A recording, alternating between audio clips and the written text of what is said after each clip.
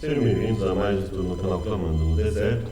Nesse momento nós vamos verificar aqui alguns conselhos relacionados a pessoas ligadas à educação e vamos comparar com aquilo que já estudamos no livro Orientação à Criança.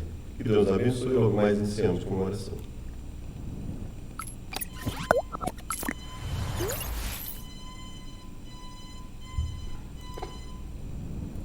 Obrigado, Senhor, por tudo que nos tem concedido, dê a sua sabedoria, possamos fazer tudo conforme a tua vontade, em nome de Jesus. Amém. Então vamos lá, já vamos começar direto com o vídeo e vamos comentando. Primeiro vídeo. Não fica no cantinho da disciplina.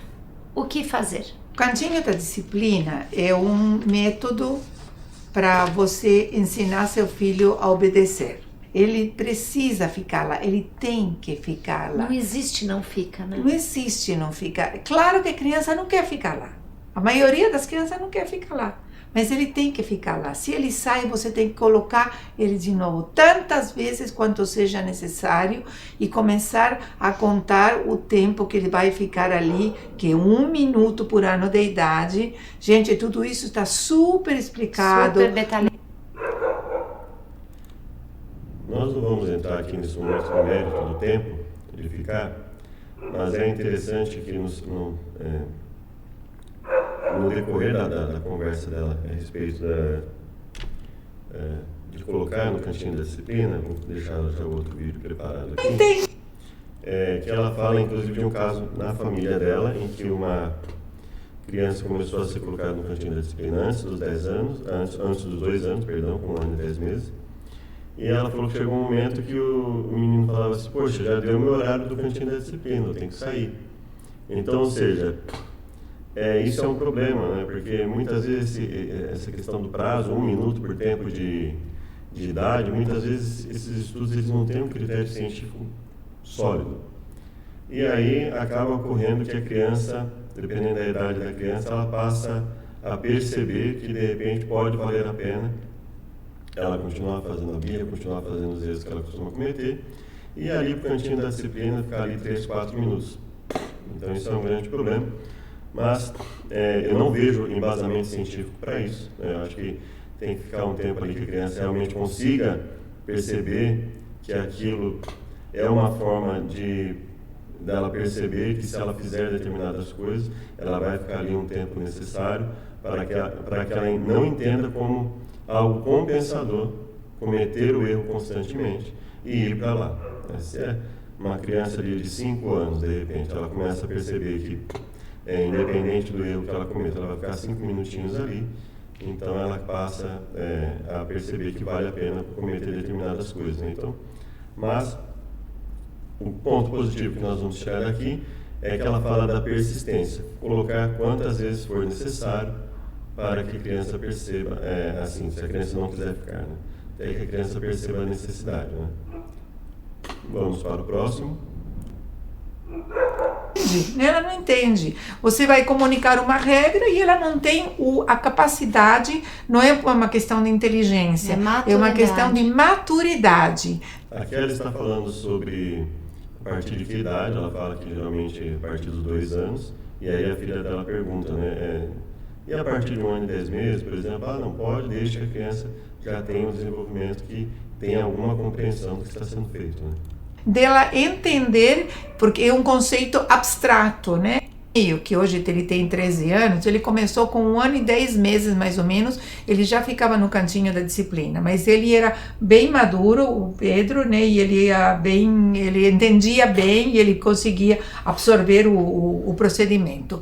Mas não e teve até um caso com ele, lembra que colocou ele no cantinho e ele sabia que ele tinha que ficar 2 minutos por causa da idade, e ele começou a ver que estava ficando muito tempo e ele chamou a atenção e falou, nossa, mas são só 2 minutos que eu tenho que ficar aqui. Você percebe o que acontece aqui? E às vezes, como familiares, né, nós nos cegamos para isso mesmo, não, né, quando a gente tem uma ideologia pré-pronta, né, pré-fabricada. Então, quer dizer, essas pessoas não perceberam que, na realidade, o que essa criança já estava fazendo ali era um cálculo. Era um cálculo sobre o benefício de fazer alguma coisa errada, o prazer que determinadas coisas que ela viesse a fazer, que ela iria sentir, e o tempo que ela iria ficar. Se essa criança já sabia o tempo a ponto de perceber ali, de sentir que ela havia ficado mais que o tempo que ela deveria ficar e cobrar para que saísse dali, então ela já estava conseguindo calcular, né, benefício, prejuízo entre fazer algo errado e receber uma disciplina. Então aquela disciplina definitivamente já não estava tendo utilidade para aquela criança, né? Ainda bem que tomara que por outros critérios, por outras características, essa criança tenha seguido para um bom caminho, né? E como acredito que seguiu, né? Mas nesse aspecto ali nós vemos já uma falha grave, né? Em que nós conseguimos verificar a falta de um critério científico sólido para essa questão dos minutos, né, por idade da criança. Eu tô há muito tempo, lembra? Foi sim, com ele. Lembro, sim. Então, a partir dos 2 aninhos, 1 ano e 10 meses, o mínimo, não antes do que isso, porque você vai estar forçando um entendimento que a criança não tem condição de fazer. Então, por que não vamos esperar mais 2 meses e fazer na idade certa? Então, como... E aí, veja, ela pergunta, por que não esperar mais 2 meses e fazer na idade certa? Se você pesquisar na internet, você vai ver aí a síndrome, né? A crise dos 2 anos, crise dos 3 anos. Então, esperar é prejudicial, sim, bastante prejudicial, né? Geralmente essas pessoas, elas tratam muitas vezes determinadas ações por ser uma criança como é algo natural, é algo normal, quando a faixa de normalidade é simplesmente o seguinte: verifica-se uma quantidade de crianças, verifica-se que essas crianças têm um determinado comportamento e está ali dentro da faixa da normalidade, então as pessoas, é natural que a criança tenha esse comportamento. Mas natural por quê? Qual a causa? Por que não se conseguiu prevenir essa crise dos 2 anos e essa crise dos 3 anos? Ellen White, ao contrário, fala, desde bebê, o nosso trabalho, aliás, é antes, quando na gestação, trabalhar para que essa criança nasça física, mentalmente saudável, e quando ela nasce ali, desde ali nós já temos que buscar informações e estratégias para que ela gradativamente vá criando uma disciplina, vá entendendo a autoridade dos pais, né? E ela mesma confirma, né, a falha que ela teve ali, né, no cantinho da disciplina por usar essa ciência inexata dos minutos aí por idade, por anos de idade, né, em que a criança já sabia contabilizar ali o benefício e prejuízo em relação ao cantinho da disciplina, né? Então, existe um problema muito grande, né? Nós já vemos aqui uma distância imensa entre o que a Ellen White fala, que funcionava, para muitos pais funcionava, né?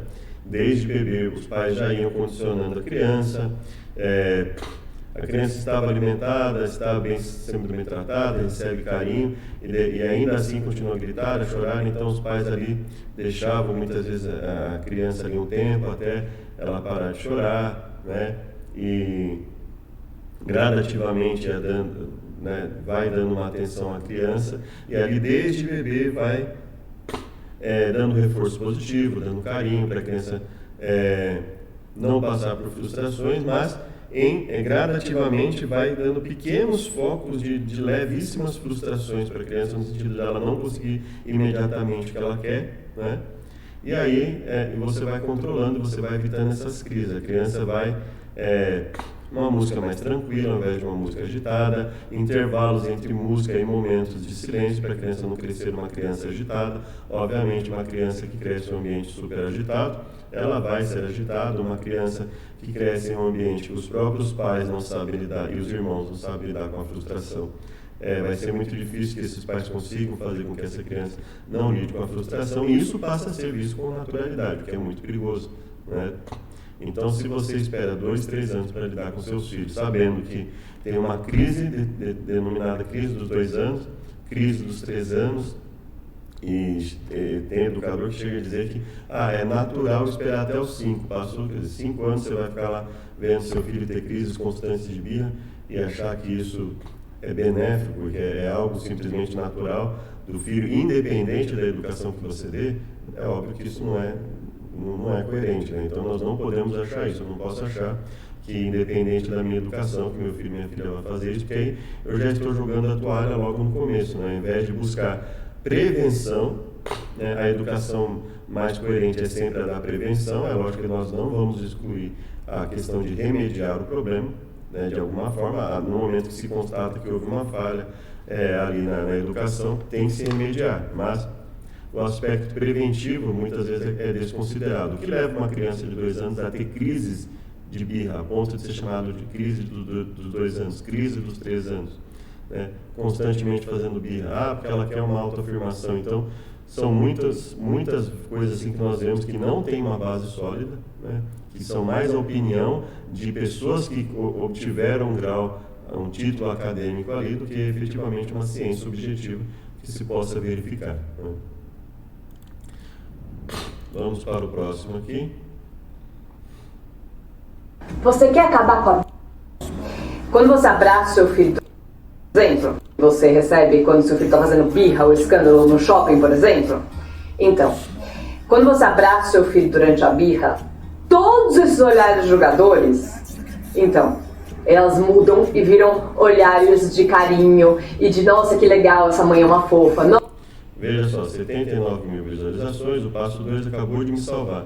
Estava surtando com uma crise, simplesmente segurei e abracei. Acalmou na hora, obrigado. Salvou nossa noite, né? Meu filho, eu pensava que meu filho não fazia birra, mas com esse vídeo descobri que ele descobri, a pessoa quer dizer, que eu fazia tudo isso e dessa forma a suposta birra não vinha à tona. Façam, funciona mesmo. Mesmo com muita raiva, eu abraço meu filho e ele incrivelmente para na hora. Bom, isso pode funcionar, sim, não é?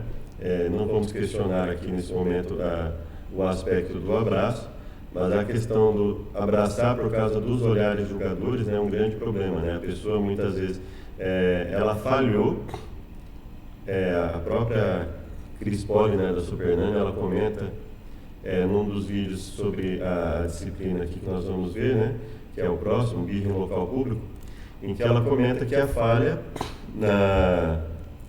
quando a criança faz birra em local público é porque ela já fez isso em casa e não houve um tratamento adequado. Ela fala ignorar a birra, né? Ela não fala em abraçar o filho durante a birra. E aí pode ocorrer de o filho acalmar na hora, como pode simplesmente ocorrer do filho continuar a fazer aquilo porque ele viu que ele foi recompensado pela birra, né? Então está se debatendo, fazendo alguma coisa, de repente o filho pode acreditar que ele está sendo recompensado pela birra, né?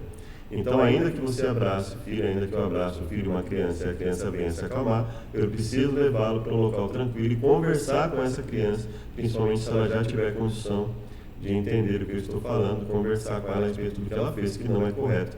Ela não pode, porque senão ela vai, toda vez que ela quiser alguma manifestação de carinho público, ela vai achar que ela pode fazer isso e que você simplesmente vai abraçar e eu vou abraçar e não vai acontecer nada nesse sentido. Então, e principalmente assim, os olhares julgadores, né? A pessoa não reconhece a realidade, que ela falhou ao educar a criança, e então ela começa a achar que as pessoas é que estão erradas em olhar. Então, muitas vezes, por exemplo, isso pode acontecer dentro de uma igreja, está no meio de um culto, a criança está lá meia hora fazendo birra, e o pai achando que as pessoas estão com olhares julgadores sobre o pai e a mãe ali, quando na realidade o pai e a mãe ali que não está tendo desconfiômetro de falar, eu não vou atrapalhar o culto inteiro por causa de uma criança fazendo birra, então eu vou levar meu filho lá para fora, minha filha lá para fora, conversar com ela, esperar que ela se acalme, que ele se acalme, depois vou trazer de volta para a igreja ou para o local público que eu estou ali, uma biblioteca, o mesmo ambiente, um shopping que a pessoa foi lá e quer um ambiente tranquilo e de repente está a criança começa a gritar e se debater no chão e falar alto e falar palavrão, etc, etc. Né? Então, é um grande problema quando se coloca a impressão de que na verdade não está ocorrendo nada de errado, nem com os pais, nem com a criança. O problema está na pessoa que olha, né? Então isso é um grande problema, é a negação, a fase da negação da realidade, né? Então vamos lá para o próximo vídeo. Essa situação, toda criança faz birra. Umas são mais escandalosas, outras são menos escandalosas, mas toda criança faz birra. Então esse é o primeiro ponto, isso é apenas uma análise descritiva. quando eu digo toda criança faz birra, eu não estou analisando o motivo de se fazer birra. Por que toda criança faz birra? Porque os pais não estão sabendo preparar a criança para pequenas frustrações e elas estão fazendo birra, por isso ocorre birra. Como isso se torna uma crise? Crise dos 2 anos, crise dos 3 anos, crise dos 5 anos, dos 9, seja lá qual crise, em várias idades que se apontam.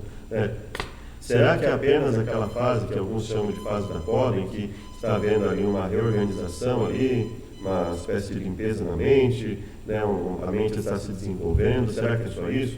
Ou será que é o resultado de um fracasso em dar reforço positivo para a criança, ensinar a criança a ser calma, ensinar a criança a alternar em momentos de concentração, em momentos mais agitados, no momento que ela possa se divertir, no momento que ela tenha que se concentrar em alguma coisa? Como está sendo feita a educação? Então, muitas vezes o aspecto preventivo é pouco valorizado. Simplesmente se admite que as crianças vão fazer isso mesmo, e não se considera o motivo da criança fazer isso e como prevenir ou minimizar ao máximo a situação. Veja, isso não é um critério científico exato, quando não se trabalha com os motivos que estão ocorrendo para prevenir esses motivos. Acaba sendo uma ciência manca, Por quê? Porque é uma maneira dele demonstrar o descontentamento diante de uma situação que ele queria e não vai ter. Então, é simples, é assim, tá? Então, não tem que ter grandes motivos. Faz birra mesmo, manha, chora, grita, se joga no chão. Mas quando ele faz fora de casa, em lugar público, ele faz fora de casa, em lugar público, porque ele já fez dentro de casa e deu certo para ele. Quer dizer, ele conseguiu aquilo que ele queria. Então, aqui nós já estamos tratando aqui do aspecto remediativo. A criança já fez a manha dentro de casa, já ocorreu, se isso foi persistente, já ocorreu alguma falha, mas ela está dizendo o seguinte: ocorreu a birra dentro de casa, como você vai fazer com que isso acabe? E ela fala, você vai ignorar, para que a criança não enxergue aquilo como um mecanismo de negociação com os pais. Ela vai fazer, aí vai chegar um momento que o pai vai ceder, o pai e a mãe, os pais vão ceder. Então ela fala, olha, nós não vamos ceder. À medida que nós não cedermos, a criança vai parar com isso. Então ela fala, olha, se a criança começa a fazer fora de casa porque ela fez dentro de casa e funcionou. Então, ou seja, ela vai fazer porque ela percebeu que funcionou dentro de casa, que não houve a criança, considerando que a criança passa a maior parte do tempo ali com o pai e a mãe dentro de casa, ela já teria feito ali. E aí vamos ver o que ela continua a falar. Porque ele chorou tanto, ele gritou tanto, ele chutou tanto, ele cuspiu tanto, que o papai e a mamãe fizeram no que ele queria para ele parar. Então, isso é que não pode acontecer. Você não pode ceder à birra dele, nem dentro de casa, nem fora de casa. Por que ele faz fora de casa? Porque ele já fez dentro de casa e deu certo. Eu estou repetindo isso aí porque isso é muito importante. O que você deve fazer dentro de casa? Não dar atenção, ignorar, deixar ele se jogar no chão, gritar, xingar, cuspir, chutar, Vomitar. Faz que vai vomitar, faz de tudo, alguma coisa. E fora de casa, a mesma reação. Então, se você ignora dentro de casa, você ignora fora de casa também. Claro, é lugar público, tem gente, as pessoas olham, criticam, falam, mas quem é que está educando o seu filho? É você. Então, você tem que ficar muito tranquila, não se preocupa com vergonha, porque você está educando o seu filho, fala, dá licença, eu estou educando meu filho. Então aqui, a fala anterior que ela falou anula a fala que ela apresenta nesse momento, porque ela diz, olha, se está ocorrendo publicamente, houve uma falha na educação dentro de casa. Se houve uma falha de educação dentro de casa, como eu vou usar como justificativo o fato de que eu estou educando meu filho, minha filha, no momento que está fazendo birra? Ou seja, o que eu deveria fazer ali? Reconhecer que está havendo um prejuízo ao público né, naquele momento, por uma falha minha, e eu retiro meu filho dali daquele local público, levo para um local mais tranquilo e tento acalmá-lo ali, mesmo que seja ignorando o que ele vai fazer, assim como ela diz. Imagina, e se eu ignoro? Então, vamos lá, eu tento a técnica do abraço, não funciona, eu tento a técnica de ignorar, e fica ali 10, 15 minutos ali na gritaria, as pessoas vão ter que ficar ouvindo aquilo ali, a criança se debatendo, gritando, berrando no local e atrapalhando, de repente está num culto dentro de uma igreja, e aí o culto vai ficar ali naquela gritaria por 10, 15 minutos por causa disso. Ou a pessoa, de repente, está ali no Tribunal de Justiça, as pessoas trabalhando numa audiência, e aí as pessoas tendo que ouvir aquela gritaria da criança, porque o pai e a mãe simplesmente não sabem pegar a criança, levar num local mais tranquilo, conversar com a criança e buscar resolver a situação sem prejudicar os outros. Então, veja, como é que eu vou ligar para as pessoas? Eu estou educando meu filho se ela acabou de falar, que é justamente uma falha na educação. Né? Então, e aí, a filha nesse vídeo, se você quiser, Cris Poli responde, né? Jogo da velha, hashtag 14, birra em local público. Né? Então, e aí a filha dela então pergunta, mas por exemplo, não pode tirar dali e levar para um local mais tranquilo? E aí a Cris Poli fala assim, pode levar, quando na verdade ela deveria dizer, deve levar. Porque se ela acabou de dizer que só ocorre em local público por uma falha na educação dentro de casa antes disso, então é óbvio que a pessoa tem que fazer o quê? Reconhecer que ela está errada e levar para um local mais tranquilo, né? E não atrapalhar, de repente, um evento público, uma reunião pública, um evento público, uma palestra que está sendo dada ali em local público, um culto e por aí afora. Numa biblioteca que às vezes a pessoa só tem aquele tempo para estudar e tem que conviver com esse tipo de situação. Né? Vamos então agora para dois materiais que nós vemos na internet. Né? O primeiro é do Instituto Politécnico de Lisboa, 2014. O que é birra? Então, uma criancinha, né, falando de 4 anos, dizendo, quando nos deitamos no chão a chorar, estamos a fazer birra. Então, a criança sabe, ela já sabe o que é definido como birra. Né? Segundo Cordeiro, uma birra é a expressão de uma diversidade de sentimentos. Surge igualmente em ambos os sexos, né, entre 18 e 48 meses, ou seja, 1 ano e meio e 4 anos. Né? Ou seja, se eu tenho um olhar preventivo, eu vou dizer assim, bom, por que aos 18 meses a criança começa a fazer birra? Como minimizar isso? Existem formas de minimizar para a criança não fazer birras, né? Com maior incidência entre 2 e 3 anos, que são as conhecidas crises, né, dos 2 e 3 anos. Coincidem com a altura em que a criança está a adquirir autonomia e tentar dominar o meio ambiente. A birra é o contrário de qualquer autonomia, né? Ela não está adquirindo autonomia com a birra, obviamente. Ela não está, é o contrário de autonomia. A autonomia seria, dentro das limitações que são concedidas a ela consegue se virar com aquilo. Né? Ela vai trabalhando dentro das limitações que são dadas a ela. Então, o pai e a mãe não precisam interferir toda hora naquilo. Né? Então, no momento que ela está brincando, existe uma limitação de brinquedos, existe uma limitação de espaço, ela consegue brincar naquele local ali, sem que precise alguém interferir constantemente. Isso seria autonomia. Né? Fazer birra é o oposto da autonomia, veja. E aí nós temos aqui supostos especialistas dizendo que isso ela está a adquirir a autonomia. É justamente o oposto, né? E tentar dominar o meio ambiente. Né? Ela está tentando dominar os pais. Né? Nessas idades, inclusive um deles vai falar que é uma forma de chantagem. Então, longe de conseguir autonomia, é o oposto, é chantagear para continuar dependente e conseguindo as coisas por meio de outras pessoas. Né?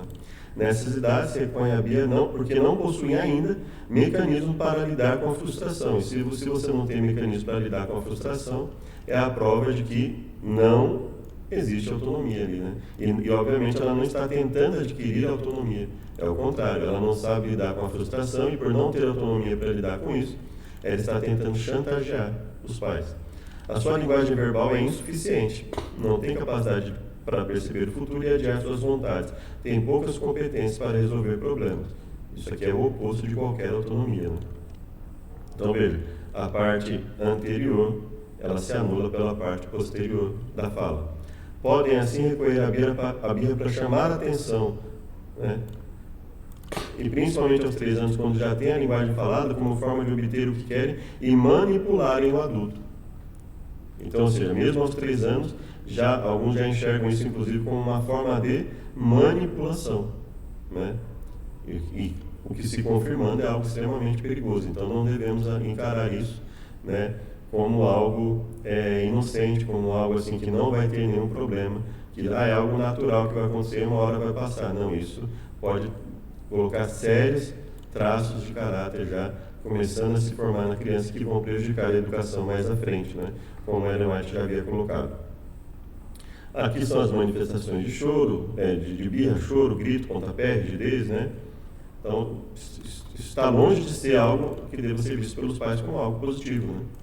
A criança pode bater nos outros, bater com a cabeça no chão, morder-se, atirar-se para o chão, né? Suster a respiração, desencadear o vômito. Então, isso está longe de ser visto como meramente, é algo natural que vai acontecer com meu filho, eu vou ter que esperar acontecer e lidar com isso até que acabe, né? Isso. Não há necessidade alguma disso. E pais e mães que já tiveram a oportunidade de oferecer um ambiente saudável para os filhos, para que isso não se desencadeasse, né? Não, pelo menos não em forma de crise, obviamente, né? Então, assim, o filho, de repente, fazer uma simulação de choro, ou se recusar a fazer alguma coisa, e depois você conversa e consegue lidar com a situação. Por quê? Porque já foi oferecido um ambiente saudável para essa criança desde sempre. E mesmo em quem já teve essa oportunidade, principalmente em igrejas, né? Quando a gente pega crianças que a gente vê que não tem educação nenhuma em casa nesse sentido, nenhuma restrição. Você vai, conversa com a criança, você não precisa muitas vezes, você não precisa brigar, gritar, nada, você vai, senta, fala, né? E algumas vezes você tem que falar até firme com a criança, mas você fala em tom tranquilo, mas assim, mostrando para ela que você não vai ceder, olha, não pode fazer isso, você não pode fazer isso aqui dentro, tá? A gente está num momento que tem que prestar atenção lá no que vai ser falado, na historinha que vai falar lá na frente, né? Ou então, se for o caso de precisar levar a criança para fora, conversa com a criança. Você vê que muitas vezes o resultado é positivo quando os pais não estão perto. A criança, ela não fica com nenhuma... Pelo contrário, a criança não fica com nenhum trauma. A criança, ela fica quietinha ali, depois passa o tempo. Quando ela sai da igreja, ela brinca normalmente. Você vê que não traumatiza em nada a criança. Você consegue sim fazer com que a criança, mesmo que ela não compreenda o que está acontecendo ali, ela começa a ser condicionada a entender que aquele momento não é um momento para conversar, né? E aí qual é o grande problema? Quando a gente leva a criança de volta para os pais. Aí a gente vê que a criança volta a fazer tudo o que ela estava fazendo e que ela havia parado de fazer. Então ela está com você ali mesmo, então você vai, de repente leva, já fiz isso, conversei com a criança lá fora, a criança parou, ficou ali, a gente colocou ela perto das outras crianças ali tranquilamente, as crianças estavam sem conversar, ela também fica sem conversar, né? Ela fica quietinha ali, né? Exposta um sorriso no rosto, está feliz, ela está ali tranquila, né? Tudo é festa, né?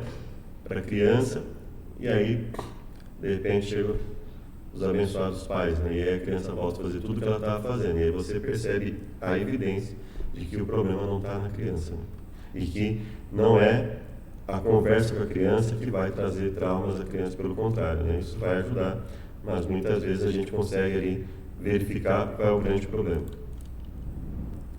Normalmente, as birras são desencadeadas quando as crianças pretendem a sua autonomia e são incapazes de tomar decisões, né? Nós já vimos que essa afirmação aqui, geralmente eles mesmos se contradizem, né? De forma a se tornarem, olha, devemos deixá-las decidir sobre aquilo que querem, de forma a se tornarem mais independentes e a dominar melhor seus sentimentos, percebendo que o restante do grupo de crianças tem os mesmos direitos. Então, assim, você vê uma disfunção na criança e, além de você deixar ela seguir o caminho dessa disfunção, dessa gritaria de bater nos outros, você ainda tem que perceber que o restante tem os mesmos direitos, que deve deixar as outras crianças fazerem a mesma coisa, ou seja, virar uma algazarra, né? Então, isso é o que muitas vezes as pessoas estão estudando e se tornando especialistas em educação baseado nesse tipo de conselho. As birras não são motivo de alarme. Olha só, meu filho batendo nos outros para manipular, para chamar a atenção, para lidar com a frustração, não é motivo de alarme, né? Apesar de serem frustrantes e desagradáveis, né? São formas de expressão das emoções do cérebro imaturo. Essas são ainda normativas e desenvolvimentais, que tendem a desaparecer ao longo do tempo do desenvolvimento da criança. Então, assim, ó, só espera acabar, né? Não importa o prejuízo que isso causa no caráter da criança, no desenvolvimento mental, né, intelectual da criança, no desenvolvimento físico, na noção de disciplina da criança, né? Então, veja, isso é o que está sendo passado por supostos especialistas, que muitas vezes é transmitido e os pais acabam aceitando como uma verdade isso aqui. Os comportamentos de oposição ocorrem em determinadas etapas, né? E sua diminuição com o decorrer do desenvolvimento, quando essa aprende de forma mais elaborada para resistir a ordens de figuras de autoridade. Então você começa a perceber aqui que existe um viés, né? Existe um viés nesse tipo de fala. Todos eles mesmos, meio que eles enxergam a figura de autoridade como algo ineficiente, impróprio para a criança, e você já deve saber muito bem qual é a ideologia de pessoas que têm essa visão, né? Que enxergam na figura paterna, materna, uma figura imprópria de autoridade, né? Esse tipo de comportamento de oposição desempenha um papel fundamental na distinção e afirmação do eu, estimulando a autonomia. É justamente o contrário. Nós vimos aqui, né, que as atitudes são o contrário de estimular a autonomia, né? Estimula a manipulação, estimula a falta de domínio próprio, né, que é o contrário de estimular a autonomia.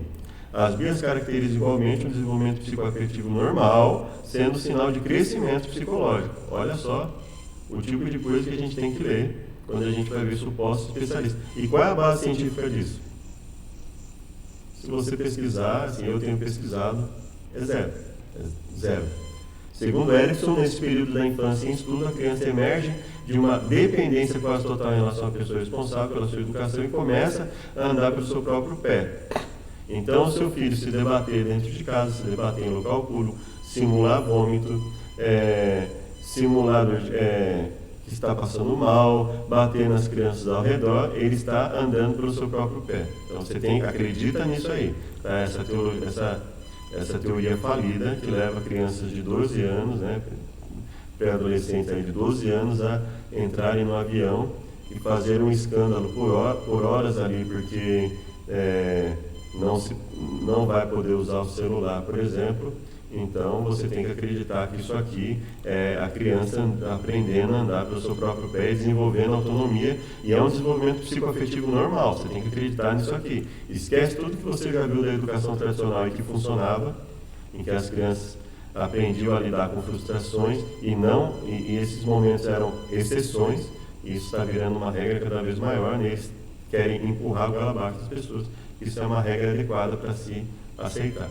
Contudo, ele se afirma que pode existir um desenvolvimento emocional negativo, pois os adultos que fazem parte da vida das crianças poderão ter dificuldade em aprender a não interferir e apoiar o desejo de liberdade. Então, ele quer jogar na costa dos pais. Não, você é o responsável se isso não funcionar, porque você está interferindo de forma inadequada. Você quer que o seu filho perca a independência dele quando você quer que ele pare de cometer esse tipo de atitude. Então, você tem de tudo nessa literatura pseudocientífica sobre educação.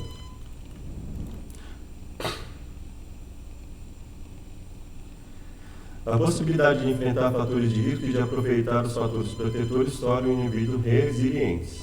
Então, enfrentar fatores de risco e aproveitar os fatores protetores. Bom, isso é o contrário do que se afirmou lá na frente, né, lá acima, sobre isso ser benéfico, né? Porque assim, a birra é o contrário de enfrentar fatores de risco e aproveitar os fatores protetores, né? Então, é uma deturpação do enfrentamento do fator de risco e dos fatores protetores que cercam a criança, né? Uma vez que o resiliente utiliza os recursos positivos que possui para enfrentar as adversidades. Então, o que se quer ensinar para a criança, afinal de contas, que ela pode usar de maneiras imorais, inadequadas, né? E aí eles ensinam para a pessoa o seguinte: olha, isso não é inadequado, né? Então, sabe aquela história de que como é que nós vamos diminuir a criminalidade? A gente um monte de coisa que não era considerada crime, a gente desconsidera como crime. Olha, por mágica acabou a criminalidade, tá vendo? Diminuiu fortemente a criminalidade. Obviamente é uma diminuição artificial. Você não anula o problema continua acontecendo, o prejuízo à sociedade continua ocorrendo. A única coisa que deixou de se considerar crime e deixou de se tratar com a seriedade que deveria ser tratado. Mesma coisa na educação da criança. Você tem um comportamento altamente prejudicial, E aí não vamos mais colocar isso como algo inadequado. Então, assim, a criança não apresenta comportamentos inadequados, por mais prejuízo que isso cause. Então, você nega a realidade e transfere isso para as pessoas como algo benéfico, como algo virtuoso. Né? Então, esse é o padrão educativo que nós temos em alguns especialistas. Alguns salvam, né? Não são todos, infelizmente, que têm esse tipo de pensamento. Né? Então vamos ver, por exemplo, alguns pontos que talvez sejam positivos. Né? Como se deve reagir perante uma birra? Né? Uma vez iniciada a birra, não vale a pena chamar a criança à razão. Não se deve castigar a criança por fazer uma birra, nem compensar a birra.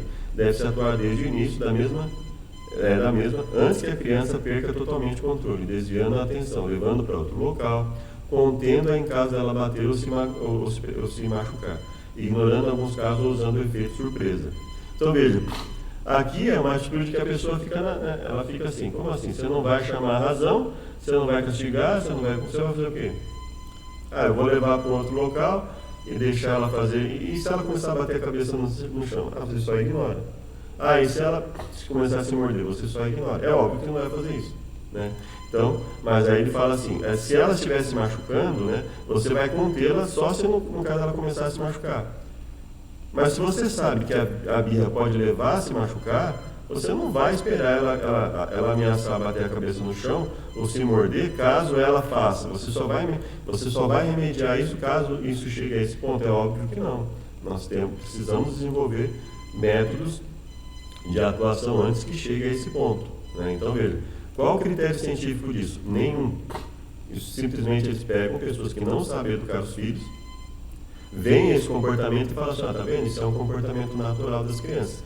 Vai acontecer com seu filho, não importa o que você faça, sendo que, na verdade, isso é só o reflexo de uma má educação, uma má disciplina, métodos que não têm, ou seja, pessoas que não sabem usar métodos para que o filho tenha um ambiente saudável e não precise lidar dessa forma com frustrações. Né? Segundo Cordeiro, perante uma birra, devemos nos manter calmos, não responder emocionalmente. Né? Então, veja, tem pontos positivos também. Então, você não vai agir emocionalmente, porque se a birra ela tem elementos emocionais fortes ali atuando, você não vai responder emocionalmente, você vai buscar responder racionalmente. Né? Se necessário, agarrar a criança, né?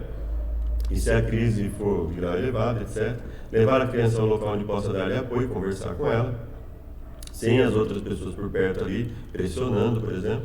Dizer à criança que não voltará ao local enquanto não se acalmar, ou seja, que não vai ceder às pressões dela. Por vezes, ter de esperar algum tempo até ela se reorganizar, explicar calmamente que se está à espera de que se acalme, e se necessário dizer que se vai contar até um determinado número, dar-lhe razão naquilo em que ela tiver.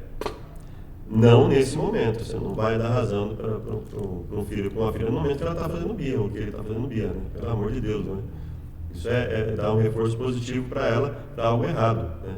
Ainda que ela tenha alguma razão, depois da birra, a gente pode até conversar com a criança. Olha, você até tinha alguma razão no que você estava querendo, mas a forma como você agiu não foi a forma correta de você pedir alguma coisa, né?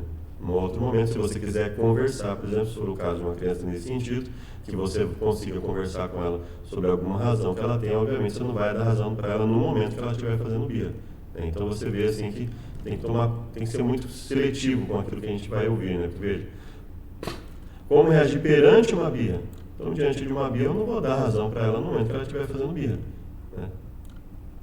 Nunca ceder por muitas voltas que a situação dê.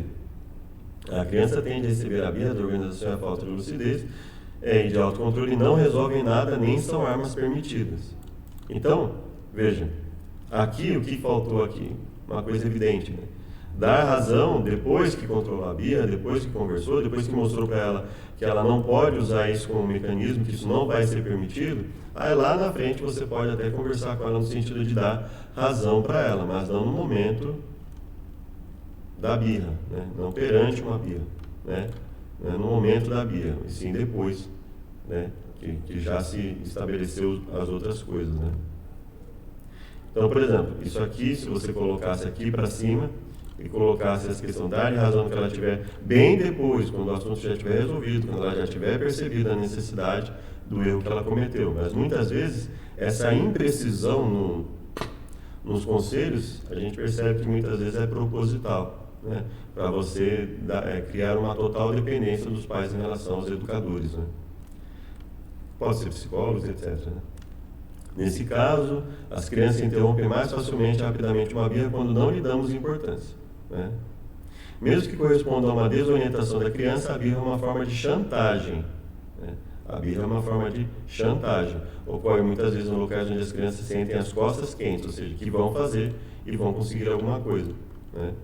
Sublinhando sempre que o amor dos pais pelos filhos é incondicional. É óbvio que o amor é incondicional, o que não significa que a tolerância para com esse tipo de coisa, a ponto de a criança se achar no direito de fazer em qualquer lugar, e que muitas vezes a ação que vai ser tomada ela é tão frágil, ela é tão irrisória, que vale a pena ela fazer isso. Ela vai fazer, obviamente, né? E aí, então, aqui eles vão falar sobre como agir, né? Mostra-nos que grande parte dos inquiridos respondeu que seus filhos fazem birras, tal como demonstra o gráfico 1, ou seja, isso é simplesmente um aspecto descritivo, tá? Isso aqui não é algo assim que isso vai acontecer com meu filho independente do que eu fizer, não.